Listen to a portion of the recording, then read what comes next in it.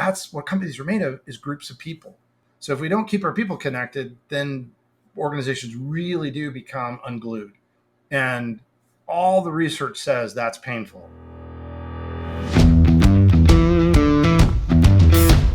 Technology is transforming how we think, how we lead, and how we win. From Intervision, this is Status Go, the show helping IT leaders move beyond the status quo, master their craft, and propel their IT vision. Esports has exploded into the mainstream. Born from the world of video games, through competitions, influencers, and social media platforms, the esports ecosystem will surpass $1 billion in revenue for the first time in 2021. Viewership in the US is averaging 26 million views per month. 26 million people watching people play video games. It's incredible. Universities are forming teams and fields of study. Professional esports teams are valued in the millions of dollars. Indianapolis has been home to the NFL Combine for years. Now we are hosting the Esports Combine. Esports present unique challenges and unique opportunities. Enter today's guest, Scott Novis. Scott is the CCO, Chief Creative Officer for Bravus. Bravus is an esports production company for schools, universities, and communities. Welcome to the show, Scott. Boy, thank you for having me on. That's exciting. It's funny you talked about your numbers. To put it in context for your audience, more people watched the League of Legends Championship than the Final Four and the Super Bowl combined. Wow. That is just amazing. Yeah, and probably half your audience doesn't know what I'm talking about. They're going to learn. I tell you that. They are going to learn. Yeah, I have a grandson, Jordan, that is a huge Fortnite fan. So that game I know. Scott, tell us a little bit about your background and then segue that into the background of Bravus. Yeah, sure. My quick resume, I have 2 engineering degrees, named on 11 patents. I was in the video game industry developing games for almost 20 years. So my gameology is 15 published titles, about 20 million units sold, a couple billion in revenue. Not all mine, wish it was. I left that industry. I was a vice president for the Walt Disney Company to start Game Truck. So we launched the mobile video game party industry. We entertain millions of kids every year. A big RV pulls up in front of your house, goes inside. Kids go inside and play video games. It's a ton of fun. I started Bravus when I saw the incredible effect that an adult that cared about video games had on the kids. So our game coaches, the people that drive the trailers and run the parties, are avid gamers, and many are professional gamers. And what we saw was that maybe we should be working with kids more than 2 hours a year. And so as we started moving into this, we created Bravus Esports, with sort of a vision to be the Little League of esports, but it quickly morphed into the college market in particular. Is that, there are people that want to play games together with people they know. And so we really started optimizing on creating great, inclusive, private events. We love to say, if you show up, you're going to play. Like, yes, you can play. Inclusion is our highest value. So we're big into adaptive controllers. We're big into like anything we can do to make it possible for you to participate, because we believe that gaming can be a tremendously inclusive platform for wide ranges of people. And that's kind of our passion, is to use gaming to create human connection, bust the myth that gaming is isolating. That's how we use it. And that's kind of what we do today. Is we do a lot of events for colleges, universities, and companies where they're just like, how do we reconnect? Yeah.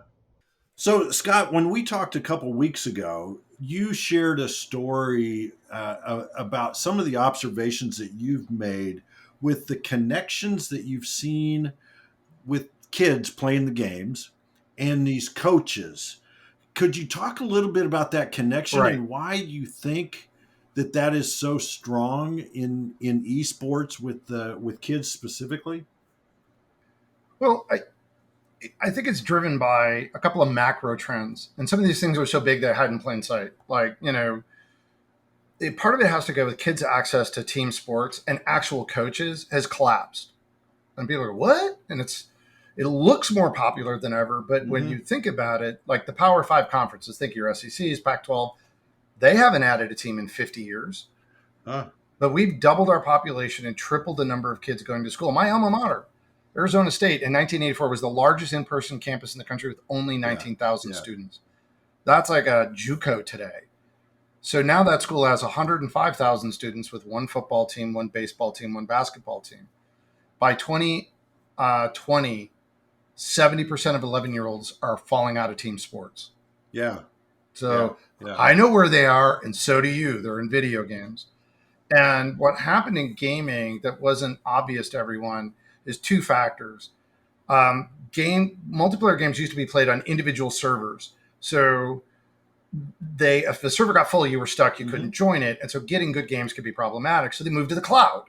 So you could have everybody to pick from.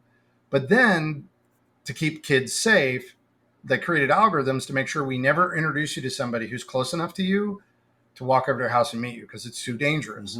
So that means the video games systematically isolate players.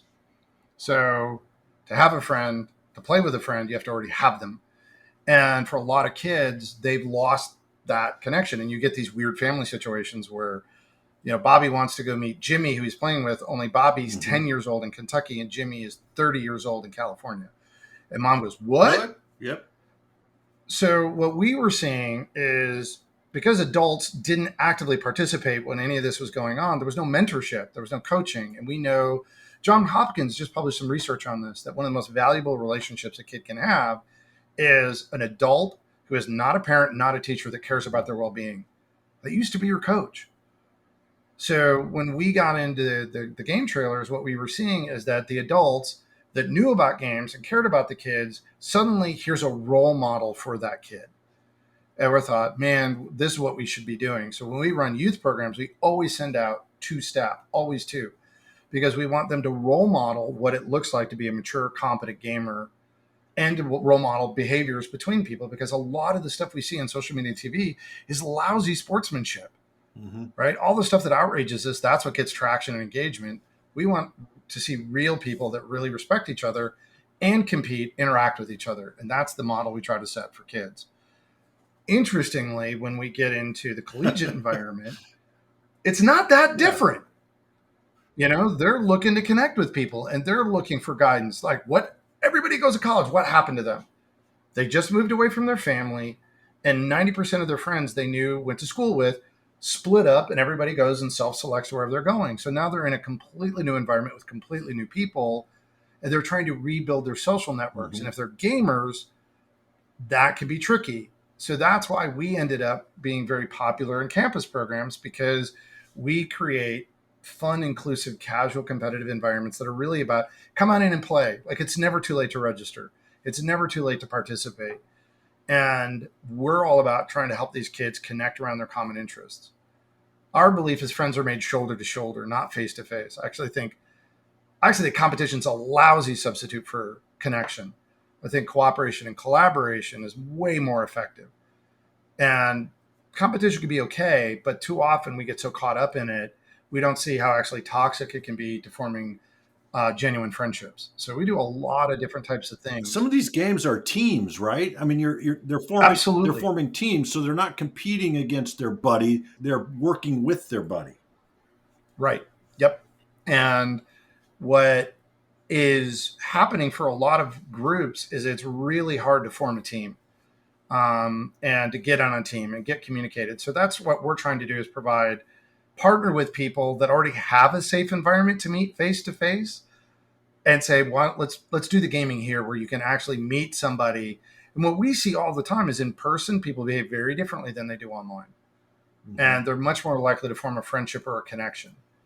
And where I thought, this would be interesting to your audience, what we're beginning to see is that gaming generation we started with 15 years ago, they're coming into workforce today. And they're working at your companies. And gaming is how they interact with other people. Look, we already know gamification is a humongous trend in software development. It's just this tiny step away going, you might want to start embracing gaming as a way to create more inclusion, more participation, and more engagement, especially if you have work from home teams. Mhm. And there's a whole genre of games and things that people can do and participate in, because what we're seeing is, office environments are engineered not just to get work done, but also to create what are called unstructured conversations, casual. We bump into each other, Right. right? Right. Well, when we send everybody to work from home and we've got all these great processes and tools, suddenly work became only about task work. Mm-hmm. So what do you think that's doing to people? Yeah. You lost the personal connection. Yeah. More disconnected. Yep. And then, since I'm disconnected from everybody and all I do is task work, well, I'll just do task work for whoever the highest bidder is. Right. So a lot of these companies unintentionally are turning into competition for Fiverr, right? Everybody's an independent contractor and their skills are available to the highest bid because they have no connection to anyone else in the organization. And that's what companies are made of, is groups of people. So if we don't keep our people connected, then organizations really do become unglued. And all the research says that's painful, is that when we disconnect from other people, literally, there's a word for it. It's called despair. Mm-hmm. We're unpairing.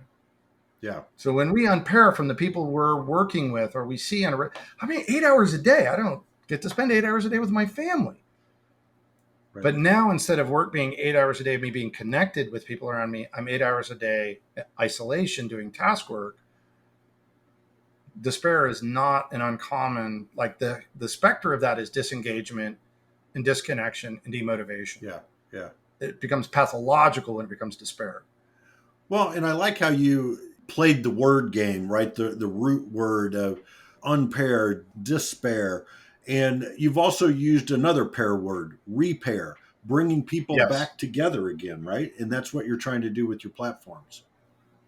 Exactly. So one of the biggest things we do is we do this thing we call a virtual esports open. And it's not really competitive, but its real goal is to create a safe environment for people to come together and reconnect. And so because we're aligning them towards a common objective and they're participating together, like there's actually a ton of games that are cooperative and collaborative.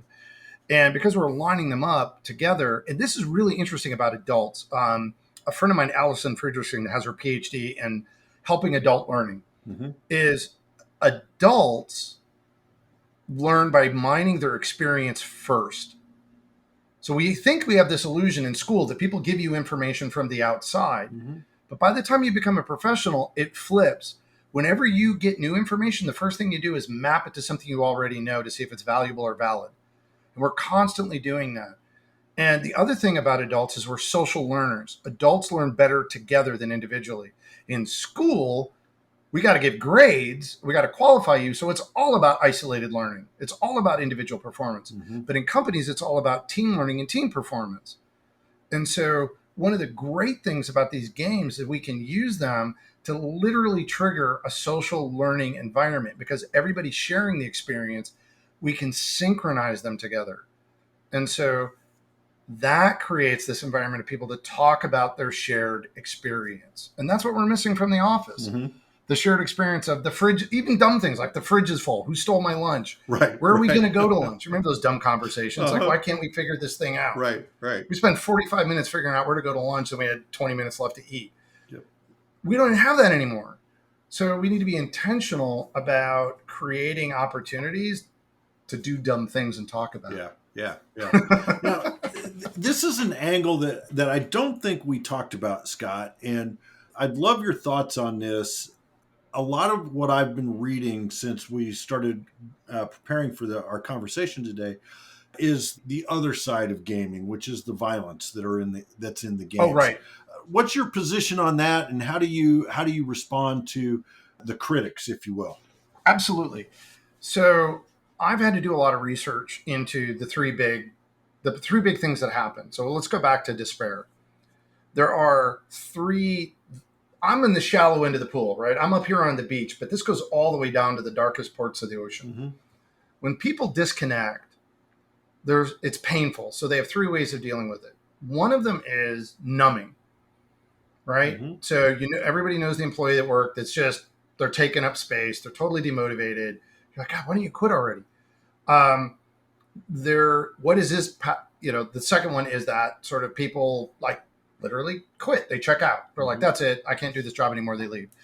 The third one's a little weird is they become toxic. I can't win, so I'm going to make sure nobody else wins. Yeah. And it's really brutal to see a good employee flip to the dark side. And each of those goes to a next level that's really dark, right? Numbing becomes addiction. Yeah. And quitting becomes violence against self, suicide. Yeah. Toxicity becomes violence against others. So the core things that we've seen is that violence in video games has no correlation with increased aggression in players. What we're seeing over and over again in the research is that these are all different responses to the core root of disconnection and emotional pain from isolation. And yes, social platforms and who you get with, like, you can absolutely get accelerated down any one of those paths, depending upon what influences you get. But like, if you go back to the addiction one, the research about Rat Park, I thought was phenomenal. A guy named John Harari did a thing on everything you know about addiction is wrong, but it's very similar to what we're seeing with, the violence is if you create healthy social environments and you bond people together, like we do work with the Air National Guard. And this is really sad, right? If you volunteer to serve your nation in any aspect of the military, that could be one of the most dangerous decisions you make, right? Because your chances of suicide jump exponentially. It's like significantly higher than everybody else. And so there's a huge emphasis on how do we diffuse that? How do we help these people that are willing to give their lives to defend the country and then later take it themselves? It's just tragic. And all of that comes back to, again, connection, bonding, and the warning signs people are checking out. And we're seeing the research I have access to says similar things with violence, is it's reaction to emotional pain. People are disconnected and they act out. And, our mission is, that's why we're focusing on how do we reconnect people? How do we rebond them? Because when we bond, three things develop in people. Emotional regulation, that's a big one. Believe it or not, you and I help each other manage our emotions. So the more closely we are, the more we can help each other with that. Yeah. Secondly is relatedness. So the more we relate with people, the easier it is to relate with people. There's a really interesting aspect that when you find somebody you admire, simply admiring somebody opens the pathway to you beginning to emulate that behavior in yourself. So the more you're around people that you like and admire and respect, the more you begin to normalize those attributes across the group. This is why teams can be so powerful in families and tribes. The last one is resiliency. So if you relate well to people and you can regulate your emotions, guess what you also get? You're more resilient. You can adapt to uncertainty and change.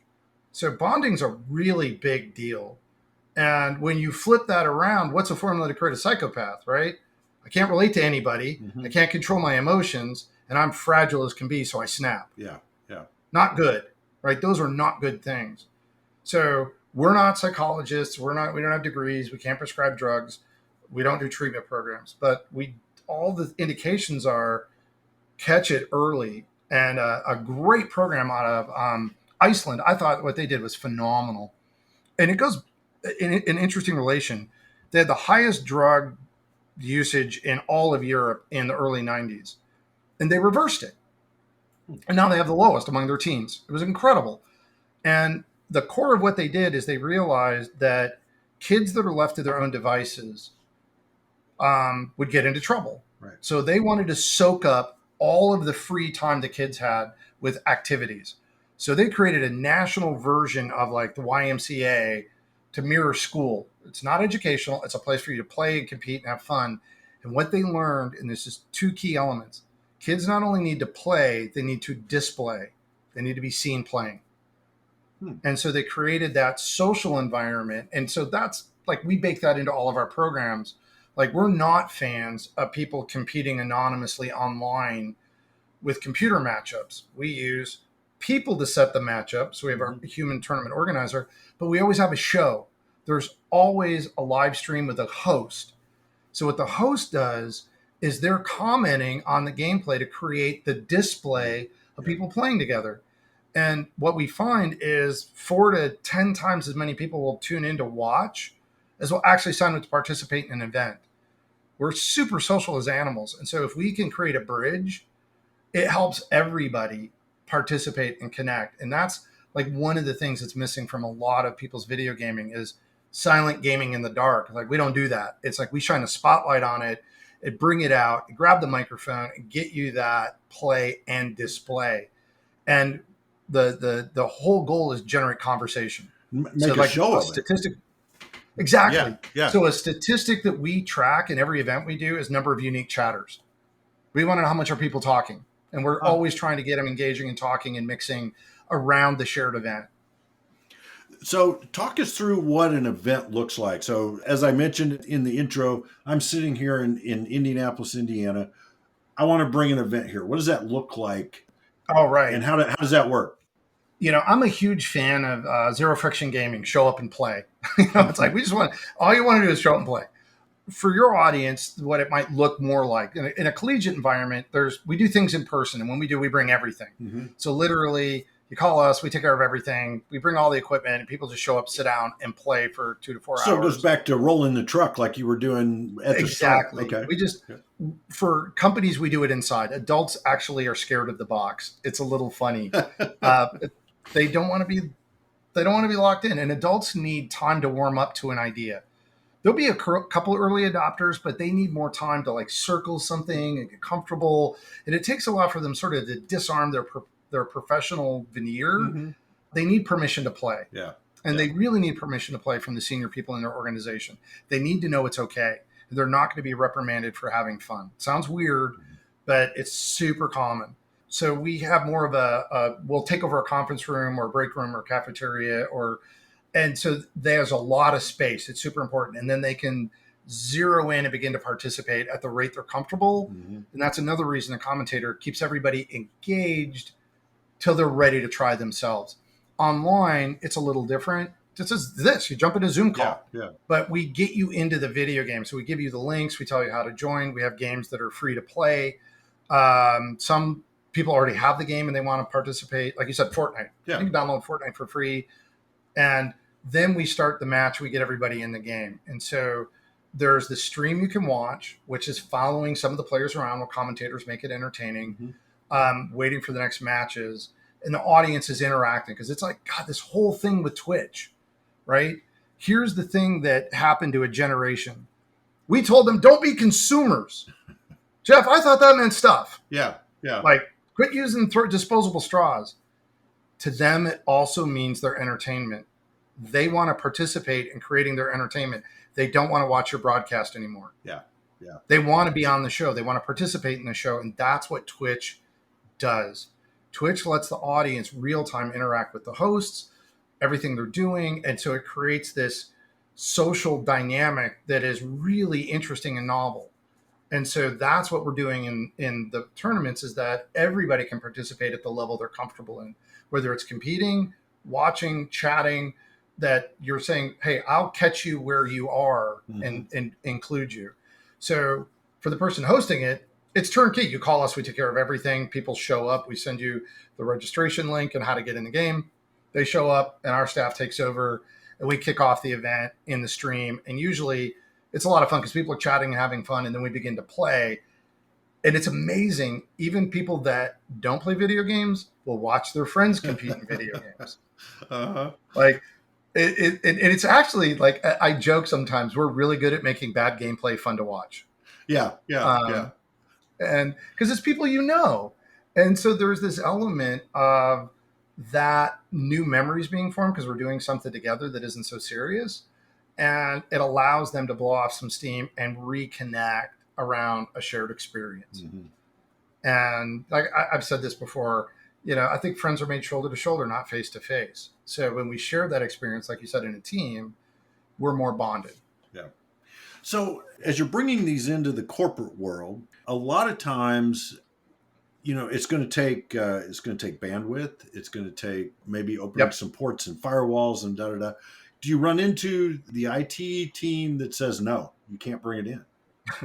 Have you run into an IT team that didn't say no? Sorry. I mean, that's one of the reasons that I really want to be on your show, because I think there's absolutely an opportunity for your audience to flip the script, like I'm trying to do with video games in isolation, that they could absolutely bring solutions to their people. So many people are work from home now. Yeah. So now you're like, what do we do? Like, we have a list of games that require no install. They don't require the firewall. They're just fun social games that people can share together online that run in a web browser, honestly. And so, to be clear, we have completely in-person events that run with no internet whatsoever. Like, we'll show up anywhere and we're like, we don't need to touch your footprint. We don't need to talk to your network. We can bring completely self-contained gaming into a space. And most IT departments love us for that, because we're not bringing them any additional work. Yeah. And we're not making them the bad guy, right? Nobody wants to be the bad guy. They hate getting requests they have to say no to. Who likes saying no? Right. Right. And so from that domain, if we show up in person, it's like, there's nothing. We've got it all. It's just fun. When you go to online, then we're focused on things that require no install, no special ports, and it's peer-to-peer type, browser-to-browser connections. And they're private because we're hosting it inside like a Google Meet or a Zoom. And so it's just private to your organization. And it's simple. And I've got friends that run IT companies, and I've said, try this with me. And he's like, ooh. I'm like, yes, you can say yes to this. He's like, yes, I can. So we understand that, we don't want to make anybody's life harder, right? We want to make it easy for people to connect. And for your audience, what I want to make them aware of is, with a little bit of resources and like give them my contact information, I'm happy to help. They can be an advocate to help people connect and play in fun ways. And they could bring solutions they can vet. And like, if they need help, we'd love to help them, because I'm lucky. I work with outgoing nerds. I'm an outgoing nerd, right? I'm a gregarious one, and we're rare. And so we have a collection of them, and we make it fun to do nerdy things. But there's solutions out there where I think a lot of your audience can absolutely have a positive, healthful impact. And look, all of this is cheaper than flying one person in for a meeting. Yeah. Right? Like, it's so expensive to travel today. You factor in plane flights, rental car, hotel, per diem. It's like, one person. You could do your whole team for an hour and boost everybody for less than that. And if you want, obviously we run longer, we've worked with some really big organizations, but the whole point is that this technology is just sitting there underutilized. And so I'm an advocate I love working from home. We went completely virtual, but we do this for ourselves and my team to stay connected. It's not enough just to be in well-structured meetings and task work. We need time to actually remember why we like each other and why we like working. Well, and not to stereotype, but to stereotype, probably a lot of our listeners are gamers. Why not bring this to your organization and be the hero? That's a really good point. And one of the things I want to help them with is beware your gamer bias, because the games that you find interesting, you've forgotten probably how intimidating it is even to launch that game and get into it. Oh, yeah. Like, all the steps it takes to just fire it up. Oh, I would use plugins and what modification. The whole language for the non-gamer can be super intimidating. So we're really fans of, there are other games that are have a low cognitive load for the new gamer. Yeah.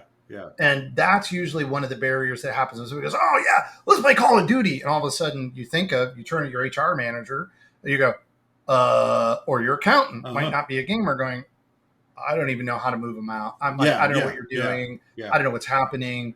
And so that hardcore gaming, super fun. Like, if you got a core group that, like, we do this for some people that are in cybersecurity. Those dudes are hardcore and they're fun to play with. Like, there's no technical hurdle. We could just throw the most complicated things and they just chew it up and eat it. Yep. But when you're trying to do something that's more across department, more social, super inclusive, there's a whole range of games that people are just totally unaware of. They're like, I can do that? It's like, absolutely. I'll tell you a big one, Among Us. Like, have an Among Us tournament. So much fun. And you can't really have a tournament, but what you can have is an event around that. It runs on your phone. Yeah. Yeah. And people get it right away, and the stories they tell and the experiences they share, and it grabs people's imagination, and they get it like that. And it's like free to download on your phone, and you can get everybody in that game like quickly.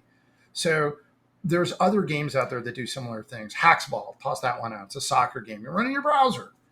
And those are the kind of things where it's almost less important what the game is. It's less important what you play. It's more important that you play. It's the event around it and bring it. And trust me, your core gamers may whine and complain about not playing Call of Duty, but I guarantee they will play what you give them to play. They will always choose to play and get every excited. time. Yeah. Absolutely. After they're into it. Well, Scott, this has been tremendous. I really appreciate the opportunity to talk with you about esports. We've brushed on this topic before on Status Go, but we've never really gotten this deep into it. One of the things we love to do is we love to leave our listeners with a very strong call to action. So, what's one or two things our listeners should do tomorrow because they listened to our conversation today? Oh, wow. That's a great question. Honestly, the first call to action that I would ask your group to do is form a fun committee. Is get together, cross departments, say, we need a fun committee here. And that there are a range of solutions out there to get, especially if you work from home, it's one of the smartest things we ever did. And people will begin to brainstorm other things you can do and recognize how important it is to carve out time at least once a month for your teams to come together in a social way using your platforms. And if you lead that, I think you've got an opportunity. Like, it takes away all the fear because IT is leading it. Of course it's approved. Of course it'll be accessible. Your second call to action, call us and we'll help you do some really fun things. But honestly, you don't need us. But we're here to help if you do. But that would be my number one, is really get together and we need a fun committee and make it, cross-discipline, multi-department, and get people's voices in together. And I think it'll be magic what you can create when you start brainstorming and looking into what's possible to create those unstructured, unplanned conversations that cross over and rebond and reconnect your people. I love that, because we don't spend enough time on fun, especially as you were saying, now that we're in this distributed environment, it all became task work. And I'll give you guys a trick. Fun, because people get all hung up on fun, is your future users network. So you're planning for the future to have a growing company, and you want to make sure that network is inclusive of everybody in the business. So that's your fun team. Because we're all about acronyms. We got to make it an acronym. Absolutely. Right? Scott, this has been... I'm sure you could come up with one better than I did. Oh, no, I love that one. This has been so much fun. I've enjoyed our conversation. I've learned so much. I'm going to be reaching out for a couple of groups that I work with, and maybe we'll do an event. But really appreciate you taking the time and chatting with us, Scott. No, thank you for having me on the show. The work you guys are doing is tremendous right now. It's enabling. Think about it, right? You guys are enabling a transformation in the way our economy works, because we're seeing people. I was just sitting next to a guy on a plane. He can live anywhere he wants now. Yes. And that goes directly to the work your whole audience is doing. So thank you. Yep. To our listeners, if you have a question or want to learn more, visit intervision.com. We'll have the show notes. It'll provide links. It'll provide Scott's contact information. This is Jeff Tunn for Scott Novis. Thank you very much for listening. You've been listening to the Status Go podcast. You can subscribe on iTunes or get more information at intervision.com. If you'd like to contribute to the conversation, find Intervision on Facebook, LinkedIn, or Twitter. Thank you for listening.